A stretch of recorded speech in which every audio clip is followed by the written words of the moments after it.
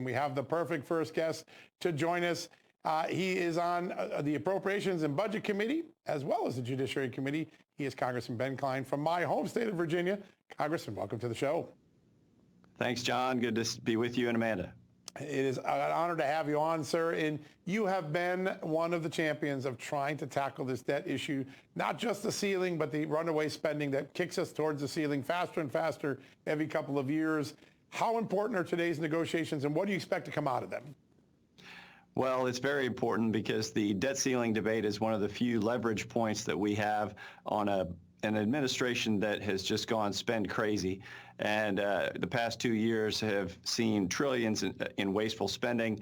We need to pass reforms to rein that in. One of the few bills that is a must-pass bill to carry those reforms is the debt ceiling bill. And the House has passed legislation that would raise the debt ceiling slightly until next spring, but with it, we would freeze and scale back spending to FY22 levels. We would also recapture unspent COVID money. We would end many of the Green New Deal programs. We would end the 87,000 IRS agents that were added, and we would put in place H.R. 1, which was our energy independence bill. So a lot of things were attached to the debt ceiling increase, but we were the only ones who were successful in passing a bill. The Senate Majority Leader Chuck Schumer and the President Biden, they like to attack our legislation, but they haven't put forward any of their own, so they need to quit whining and actually come to the table and negotiate, and hopefully that's what we'll see today. That's important. Sir, as you send the Speaker off to the White House to have these conversations, when I imagine these conversations taking place, I think of something that happened to me in high school. My parents used to say if I went to a party with my friends and I didn't want to get made fun of for not drinking or imbibing in whatever they were doing, I could blame it on them. And they said, you can tell them that we smell your breath when you come home and just blame it on us. And it seems to me that with respect to Speaker McCarthy, he has some colleagues in the House, you included, who are really holding him to some of these budgetary restrictions. I know that Congressman Matt Gaetz referred to it as a straitjacket. But to me, that actually is a strength for Kevin McCarthy, because he can go in there and say, look, I have to be true to my constituents. I have to be true to my colleagues. This isn't going to fly. Absolutely. And I'm a former prosecutor, and one of the rules when you're negotiating is don't negotiate against yourself. When you're sitting across the table from someone who just says, no, no, my way or the highway, don't start coming down in hopes that he'll agree to something. Make him make a counteroffer. And so what we're asking all of the Democrats who are saying my way or the highway, only a clean debt ceiling, and no, we're never going to accept this House bill, is pass your own bill. But they know they can't, and so if they really want to avoid default and putting our nation's credit at risk, they need to take up the House bill.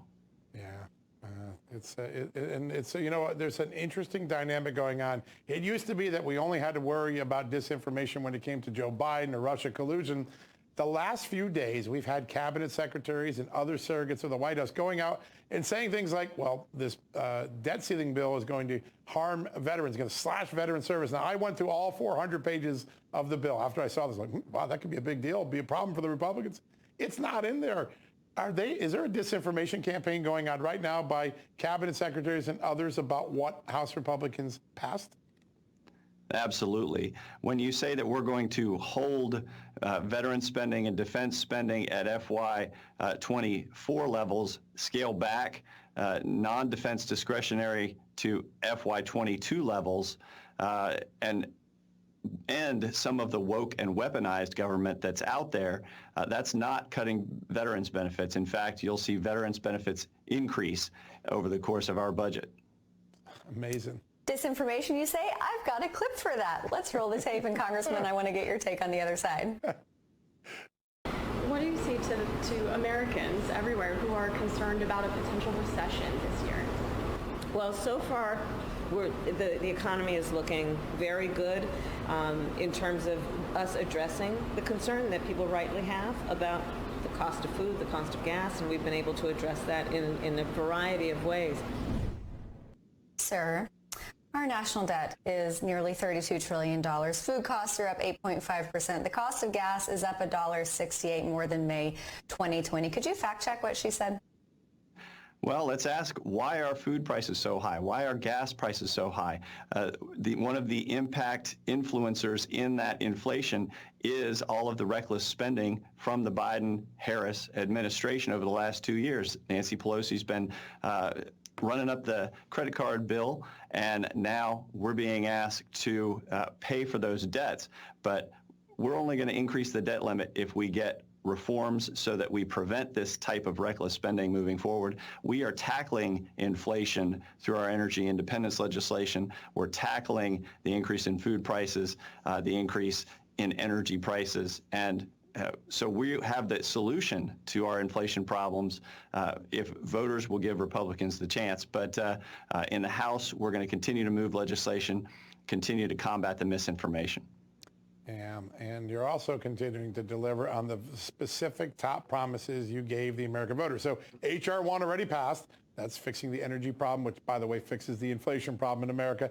H.R. 2 comes up this week. It fixes the border right at a moment where the border looks like it's about to come unhinged even more. How important is this legislation? Tell us some of the good ideas that you Judiciary Republicans have put into this to make this really a meaningful piece of legislation. Well, for the first, this is a humanitarian crisis. What we're seeing right now at the border with the end of Title 42 is a rush to the border, and the humanitarian crisis results in harm to women making this journey, children making this journey, and we really need to restore some of the disincentives that were in place during the Trump administration to tell people don't make the journey, because if you send an unaccompanied minor, they're not going to be taken into the U.S. system. They're going to be returned to the home country. If you come in illegally between ports of entry, you're going to be returned and not able to ever come into the country legally. If you request asylum, you have to make a choice between either being detained in the United States or returned to Mexico to wait out your hearing. And we're going to increase the standard by which you're judged for asylum. Simply having a credible fear of violence is not grounds for asylum, and you have to be faced with some type of targeting for your ethnicity, your race, your religion as a result of war, other kinds of systemic violence where you in particular are targeted. So these types of changes are important. I think the citizens of Chicago would be entitled to asylum if that was the standard, so it'll be good that we can get that fixed. And one of these provisions actually stuck out to me the most, the penalizing visa overstays, because I believe in 8 of the last 10 years, visa overstays outnumbered newly arrived illegal immigrants almost 2 to 1. That is an integral part. Talk to us a little bit about that. We only have 30 seconds. I'm sorry. Absolutely. For students who are here who want to either consciously, intentionally, or unconsciously overstay their visas, they need to make sure that they comply with the law.